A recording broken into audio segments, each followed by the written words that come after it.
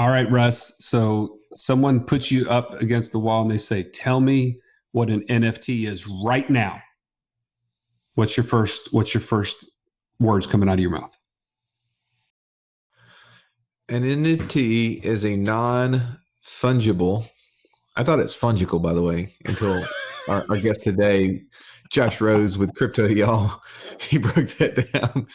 It's a non-fungible token, which, by the way, if you're a redneck like me and you're like, still, what does fungible mean? What does that mean? It's just my understanding of it is it's not something that has a specific value that, like, I couldn't show up to you with my NFT and try to trade for something else specifically just like it, because then that would make it fungible instead of non-fungible. Exactly. Now, I mean, the fact that you've used these words means we've come a long way talking to somebody much smarter than us. And so, as you mentioned, Josh Rhodes with Crypto Y'all is our guest today. And man, I can't tell you, Russ, how many times in our passive income mastermind, people have been bringing up this topic, wanting to learn more about crypto. In fact, as Josh says, people are crypto curious. And it's like, yes, that's exactly what's going on in the world right now, is people are curious about crypto. They're hearing things and they don't understand exactly how it fits. And I'm just grateful we had the opportunity to have somebody with his knowledge bring it to our community to say, oh, there's also 3 different ways that you can use crypto to build wealth. What did you think about that, by the way? Yeah, well, anytime somebody can break down something in 3s, right, I can follow that. So there's appreciation, there's cash flow, there's a collateralization aspect of it. I like that. I like the fact that we were able to go through and ask some questions, find out some of the uniquenesses of it. So I got a question for you. You threw me on a spot there a second ago. I was like, man, thanks, bro. You're welcome. If you had to create your first NFT, Joey, what would it be of? Man, to be honest, I have no idea, but I want to apply it to real estate. Like, if I could apply it to this house that we are selling right now, I would do it in a heartbeat. Missed opportunity. What? Missed opportunity. What would you say? I say missed opportunity. This is actually the only way you can get Cousin Eddie, I think, to make money. I think there's people right now listening, because I got a question this past week when I was at this event after you had left. People were asking me about Cousin Eddie. Like, how's Cousin Eddie doing? I was like, man, Cousin Eddie is much more popular with our friends like you listening to this podcast than it is with the people renting it, right? Like, if Joey, if you could make that thing an NFT and sell ownership shares in Cousin Eddie across, there's actually potential that you could make money in it. You know what? I think that's a great idea. I could put certain NFT on the tires, certain NFT on the toilet in there. I mean, everybody loves a good RV toilet. You know, it's just cool to own little unique parts of this amazing vehicle that we've all come to love. As you can hear, we know nothing about crypto, y'all. We know nothing. And thankfully, our guest today does. We asked lots of questions, at least to our best ability. I hope you enjoyed this start. I feel like this is like version 1 of many, many more conversations we'll probably have with Josh. But thankfully, Josh is inside of our community. So if you have those kind of questions and you're not a community member, jump in there right now. Go to wealthwithoutwallstreet.com/passport, because that's really the first place to start finding out what your goal is. What is it that you want to do and be and have whenever you're financially free? And as a part of being a community member, you can DM people who you hear on this podcast, because they come to add value long after the podcast has been aired. I hope you will take action on that.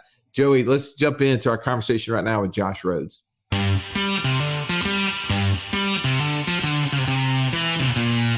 Welcome to the Wealth Without Wall Street podcast, your guide to understanding how to get out of the Wall Street rat race and start your own mailbox money lifestyle. Now, don't let these handsome Southern draws fool you. These financial minds are teaching our country to enhance savings, increase cash flow, and create passive income, all without the help of Wall Street. Are you ready to break through? Now here are your hosts, Russ Morgan and Joey Murray. Welcome into the show today, guys. You're in for a treat because if you have questions about NFTs or anything crypto, if you're crypto curious, you're in the right place. We have Josh Rhodes joining us today. Josh, thanks for being a part of this. Thanks, guys. Awesome to be here.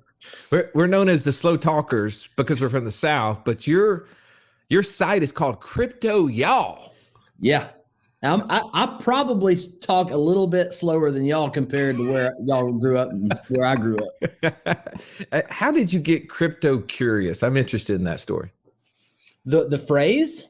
Well, no, it's just being curious in crypto, I guess.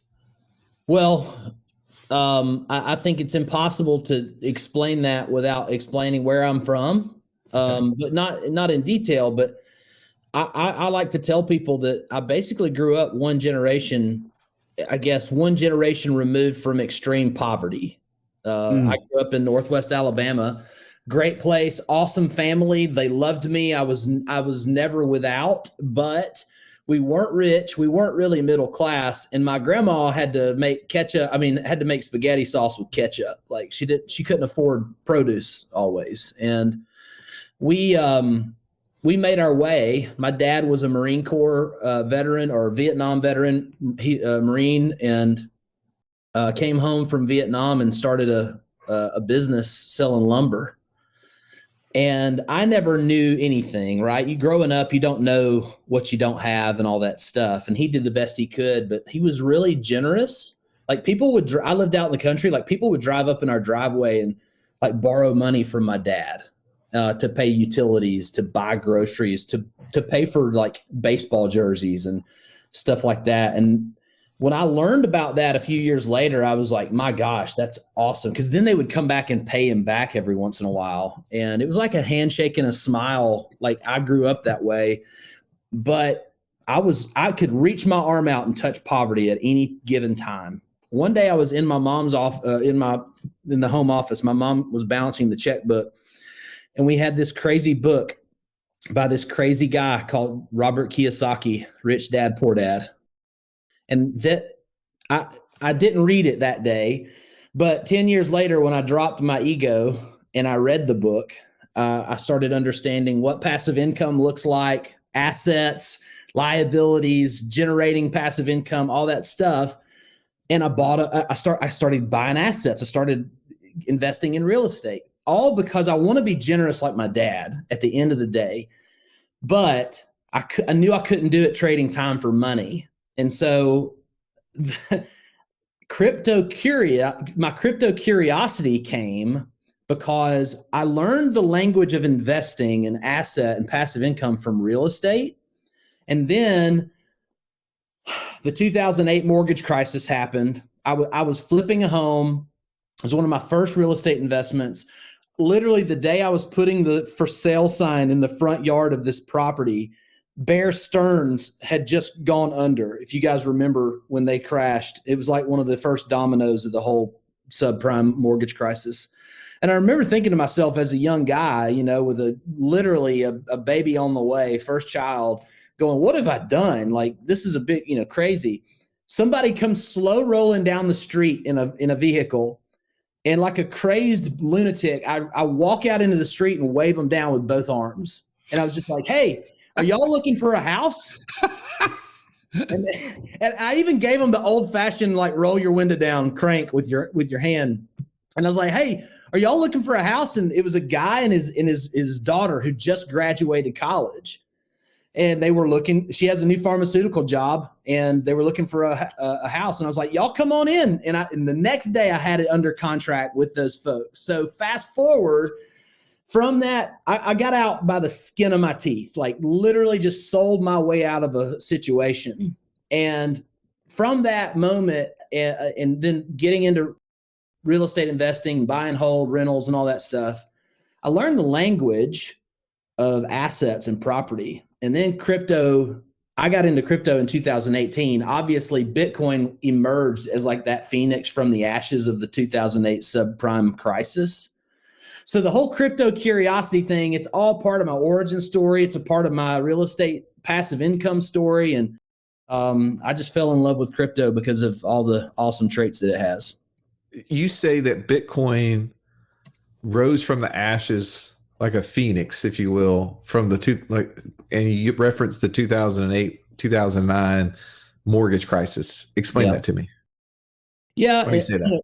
Sure. Like, well, any of your listeners could go and Google the Bitcoin white paper and read it for themselves. But, in 2009, I think it was 2009 is when the Bitcoin blockchain officially was materialized and available for people where you could actually start mining Bitcoin. And the person who, created Bitcoin is anonymous intentionally. We don't know exactly who he is. There's a lot of conspiracy theories or who she is.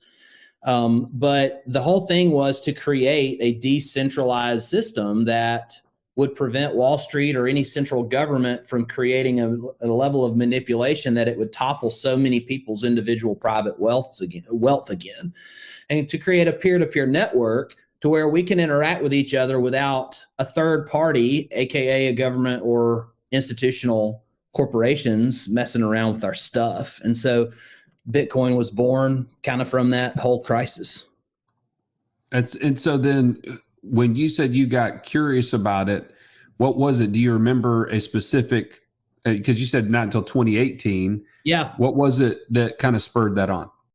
Well, I think like many investors and humans, we invest around the hype and the emotion of things. If you ever look at those, there's a lot of graphs and images on the internet that show the different psychologies of investment. I think when I got in on Bitcoin, it was after the big dump of 2017. It was a major price collapse in 17. After that, it started to go back up again, long story short.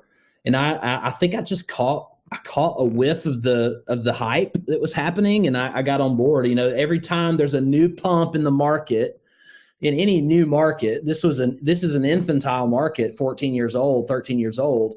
Anytime there's a big pump, there's a massive amount of adoption because people are trying to they're FOMOing into a movement.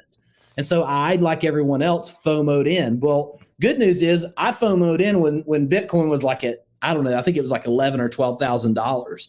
You can go back and find tweets of this one guy named Nick Allen in 2011 who said, "I'm so glad I didn't buy into this garbage. It's at $2. It's collapsed to $2.70. And then some guy recently came back and said in the same tweet, I guess he saved it or whatever, "Hey, is this guy still alive?" And Nick Allen responds to his own tweet and says, "Yes, I'm alive, but dead inside."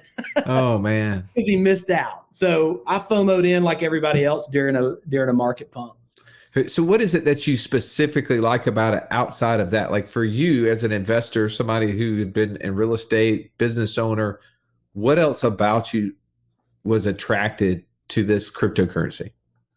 Well, I'm the kind of person that once I get interested in something, I kind of turn into a nerd and go and do a deep dive. And, when you get into real estate investing and you get into business ownership and you start looking around as an entrepreneur, as an investor, you start looking at the world with business ownership eyes, you start to respect the traits of money and assets. And I think the traits of Bitcoin and crypto, the greater crypto market, although Bitcoin is a very different animal, the traits and characteristics of Bitcoin compared to the fiat dollar or even gold and precious metals, they stand out. They're superior in terms of their traits. The only thing that Bitcoin doesn't have that the other monies that I've mentioned have are they're issued by sovereign governments. And that's just something that Bitcoin is not, which is actually a pro. What are some of the, just so we don't assume, what are some of the characteristics that you say are kind of superior? Well, there's durability. The durability of Bitcoin and gold, for example, to be able to hold their value over 2, 5, 10 years at a time versus the dollar. There's no central government that can print more Bitcoin and create hyperinflation and therefore deflate the value of a Bitcoin. There will only ever be 21 million Bitcoin ever because it's driven by an incorruptible software on a blockchain that no government or institution or traditional bank can manipulate. So the durability is awesome. The supply and demand factors are there. The portability is awesome compared to gold. If you want to buy a house or an ice cream cone, you have to go get a dump truck or a wheelbarrow and find the high security warehouse where your gold is hidden to buy it with gold. But with Bitcoin, I could buy an ice cream cone in India from where I'm sitting right now if I had the wallet address of the vendor, and I could do it within seconds without sending it through the traditional bank SWIFT system, for example, that might take 1 or 2 days for ACH or wires to go through. So portability is awesome. There's dozens. As a matter of fact, Fidelity, who controls about $4 trillion of wealth management globally, came out with a 26-page report. They do a deep dive into this. They've been in Bitcoin since 2014, and I'm not sure everyone knew it. Is really kind of a bombshell report. Well, that's amazing. Now, I want to hear more about how, when you first started, were you thinking about it from more of a speculation? Like, hey, I need to get in on this because I think it'll grow and I want to be able to, to cash out at some point. Because we talk about the hierarchy of wealth on our show, in where we start with cash and cash value. We go into control items like your own business and things of that nature, then into collateral, like real estate and other things. But at the very top is speculation. And we find that most people look at assets only from that aspect. They don't think about it from a cash flow perspective. They think about it as, well, I hope that it goes up in value, because they've been trained by Wall Street and other places to view things in that regard. When you started, were in crypto, was it more from that side, or did you always think about it from, hey, there's an ability for this to turn into cash flow? I'd be lying if I said I had enough foresight to think that it would be a good cash flow engine. And also in crypto years, man, 3 months is 4 years. Like, it's almost like internet speed, like internet years, internet marketing and sales business, online business. Like, it's just crazy the way things evolve. When I got in, I came in on that speculation, through that speculation doorway. I knew that there was an accretive asset here, because if you look at the track record, it had never been hacked. It still hasn't been hacked. People have all these like cons against Bitcoin as a platform. It's incorruptible. And then it's performed, at least prior to 2022, annually. I think the returns are over 200% a year. So I was just like, okay, well, I can speculate into this. I can FOMO into this, and I think it has accretive value, and we'll see where it goes. And then, because I was passionate, I just, the more interested and the more I invested, obviously, the more passionate I became. And then the crypto industry just started evolving around me. DeFi happened in 2020. The DeFi summer happened, which presented all kinds of cash flow opportunities, all kinds of short and long-term return opportunities there. And then the collateralization of crypto started emerging, with Bitcoin lenders happening, where you've got the same properties that, infinite banking, whole life insurance, and real estate can provide to lean against or loan against your property to buy more cash flowing assets. And so all that stuff kind of evolved around me that I'm happy to be able to participate in now. All right. So you threw a new word in that equation that we hadn't heard, was DeFi. What is DeFi? Yeah. It's decentralized finance. And it's a massive theater inside the crypto world. And the thing that everybody needs to understand about cryptocurrency is it's way more complex, or it's way more dynamic than just Bitcoin and Ethereum. And it's way more dynamic than NFTs as well. DeFinance is an area where you find a lot of speculation, a lot of risk, a lot of volatility. And you'll see investment vehicles and different crypto projects that have, I guess, more of like a 2-3-dimensional, maybe sometimes a 4-dimensional earning capability, where you've got a native token the currency itself. And then you got on top of that a rebasement or a compounding effect where you're just by holding or staking a particular token in a project, locking it up, kind of like a certificate of deposit at a bank. And if for a lot of our traditional banker listeners, but you're not earning 2% or 4%. You're earning, in some cases, 400%, 4,000%, 40,000% APYs. And they might be variable rates though. So like I said, we don't have enough time. We could do 2 shows on DeFi, but that's kind of the world. It's like it's a bankless system where you're not asking Wells Fargo or one of the big banks to give you a 10% return or a 4% return on your money, but you can use liquidity pools. It's like a decentralized hedge fund, for lack of better words, where you and I put our money in, and the decentralized autonomous organization, if you will, has a government system in it, and there's votes, and the people make investments, and it's very democratized. Russ, I remember my dad specifically say to me, Joey, you gotta go to college. I don't want you to end up like me. And you know what my dad was saying is, in order for things to change, things have to change. You can't end up just like me. Well, I mean, we as parents, sometimes we take on the burden thinking about our kids and how we want something better for them. And we want to know, what will their future look like if I don't take action, if I don't do something different? See, in my house, I'm the role model. You're your kid's role model. And the buck stops with you. It's time to take action. If you're ready to take action, join us at wealthwithoutwallstreet.com/passport and get started on your own journey to financial freedom. All right, let's jump back into this episode.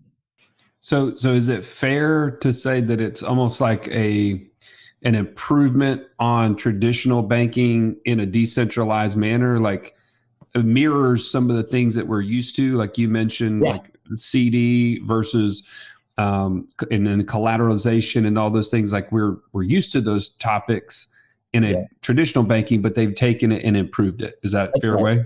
100%. And I think the purists would say that's exactly what it is, and it should replace the traditional system. So let me bring up a hot topic, and just since we have somebody with your experience on the show, NFTs. We have people in our passive income mastermind right now saying we need to hear how people are using NFTs. They feel like they're in the middle of this FOMO that you just mentioned is what kind of drove you. They're like, I keep hearing about them, but I don't understand. They're just like this crazy idea that people are selling art differently or something. Right. How would you sum up what an NFT is? And then I'd like to go further and talk about that along with these other things you've mentioned, how they become passive income streams, or can they become passive income streams? Sure. So let's keep it country simple for a second. And let's just say, when you buy a house, you get a deed at the county courthouse that says, this house belongs to Joey. This house belongs to Russ. This house belongs to Josh. Well, an NFT is effectively a virtual or a digital deed that certifies the immutable ownership of a particular digital or now even physical assets. So like a home in, I can't remember in Florida, the name of the town, a home on February 10th was auctioned off. The winning, it had over 7,000 bids. It was sold as an NFT. So the owner not only has the traditional courthouse deed and everything, but they also have an NFT. So if they ever want to sell the home, they can sell the NFT, and whoever has the NFT owns, it's on a blockchain that a company called Proppy created, and it's the verifiable ledger that says Josh owns this home. Well, now that's like one of the first of its kind. But it didn't start that way. It started with crazy pictures and artwork, right? Like Bored Ape Yacht Club and digital zombies and weird stuff.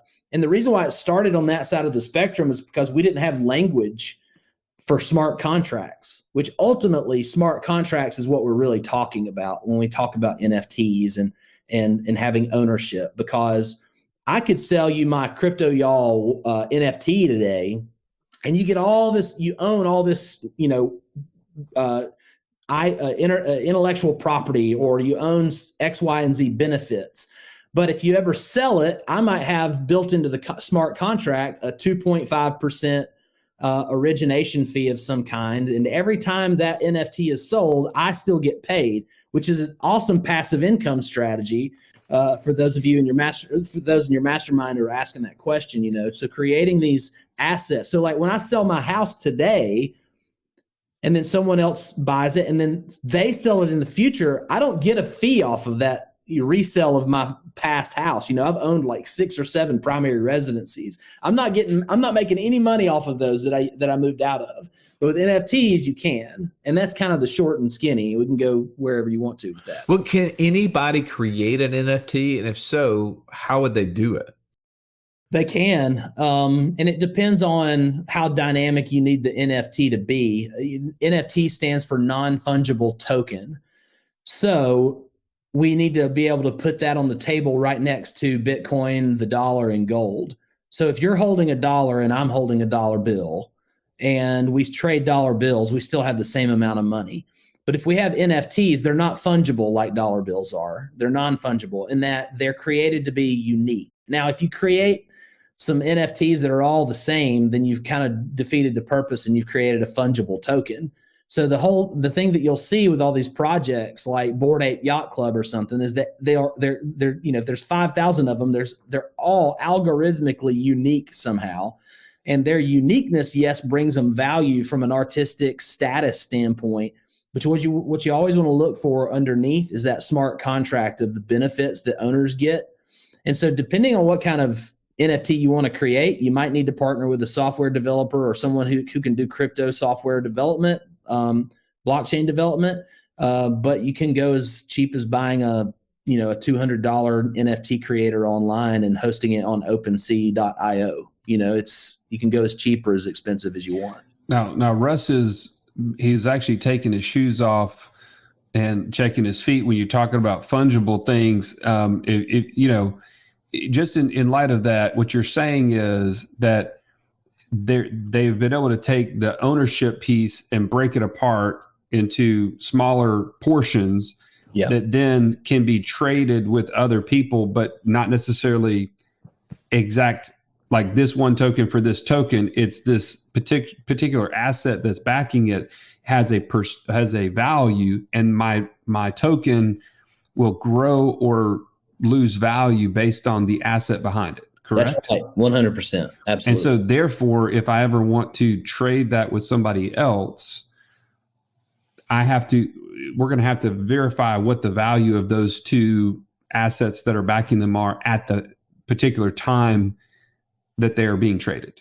Yeah. And to make it easier on you there with that scenario, these NFTs are all built on what we call layer 1 crypto blockchains. So Ethereum, Polygon, AVAX or Avalanche, Solana. There's different crypto networks or blockchain layers that these are built on. And the NFTs, depending on which layer or which network you decide to build them on, their native token is what they're backed by or what their valuation will come in. So for example, just before this show, I sold a purple unicorn NFT that sold for, I bought it for 0.34 Ethereum and I sold it for 1.8 Ethereum. So it's like, I bought it for like $400. I sold it for like $3,100. And that was on the Ethereum blockchain. So when the auction closed, or when the sale closed, the smart contract immediately distributed ownership of my purple unicorn, which is actually a character in a video game that's coming up. It distributed the unicorn to the new owner, and it distributed to me the Ethereum that I was due. There was no agent, there was no broker, there was no middleman. It was decentralized. Russ, are you thinking what I'm thinking? This may be the first time someone sold a unicorn and the three of us had actually made money. And for our avid listeners, they know exactly what I'm talking about, Josh. Yeah, 100unicorns.com is about to get a whole new facelift, is what I'm thinking. Russ, what do you think? Absolutely.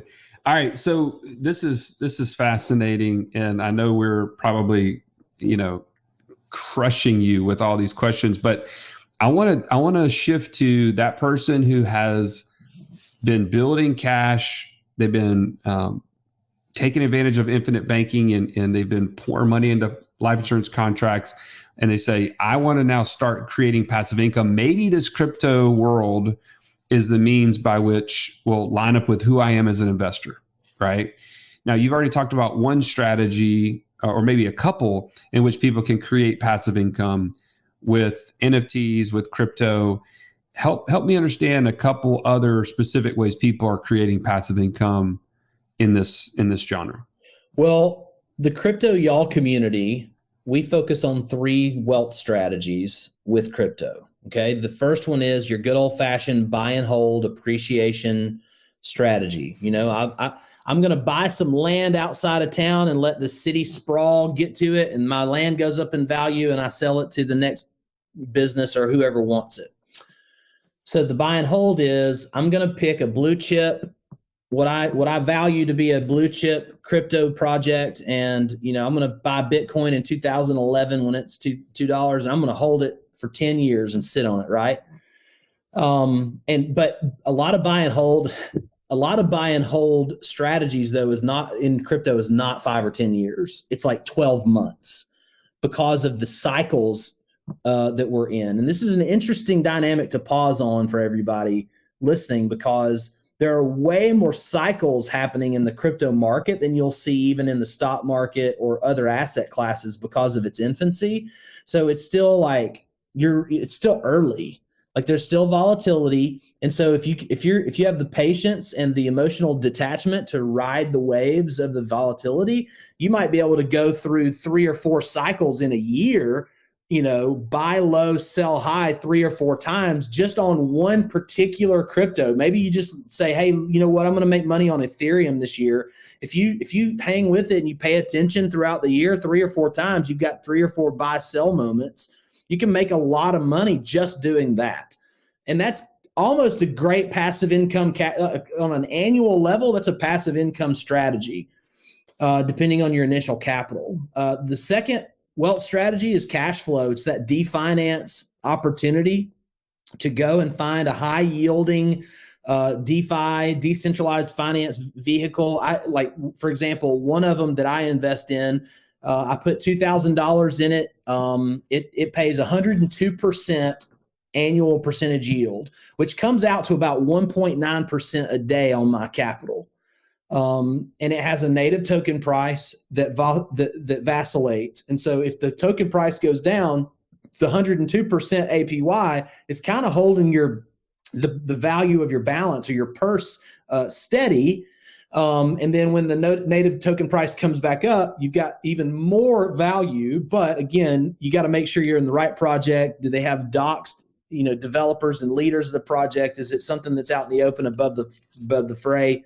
You got to do your research. When you say that you said do the research, what would the person with no experience and understanding like Joey or I in this, how would we do our research? What would be the thing that we would look for? Yeah, there's a lot of things. I've got a checklist that I can give your listeners if they want it. But the big ones, I'll go through the big ones. Number one, do they have anonymous? Does the project or the crypto protocol have anonymous founders, or is the team fully publicized and doxed? Are they out in the open? And do they have a track record of success? I mean, this is Warren Buffett 101 type stuff. Who is the management team? So that's, do they, if you're investing in a crypto gaming platform, for example, do those people come from AAA gaming brands like, EA Sports or, whatever PlayStation and Xbox, pays people to make from these gaming studios? Do they come from there? There's a lot of crypto games these days who have a lot of the old guard from these successful multi-billion-dollar games running them. Well, I can trust them with my money. Number two I'll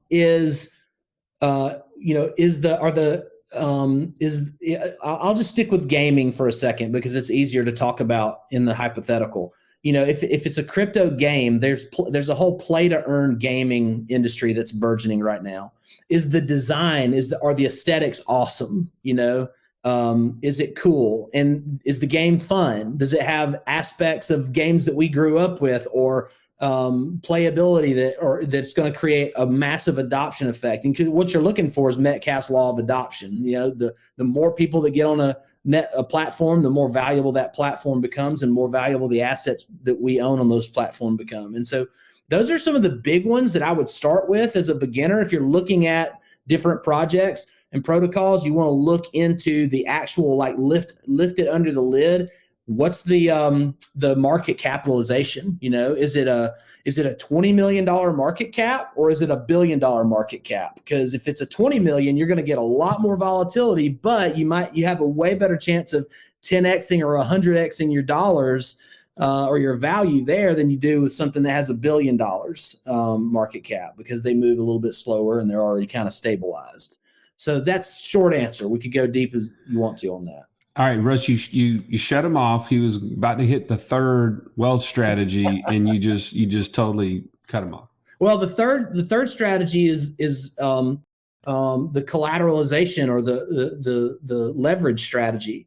So there's a lot of areas now, a lot of vendors online, a lot of lenders that'll allow you to. For example, I took a Bitcoin position of mine from one of my portfolios. I brought it to BlockFi, is my preferred lender.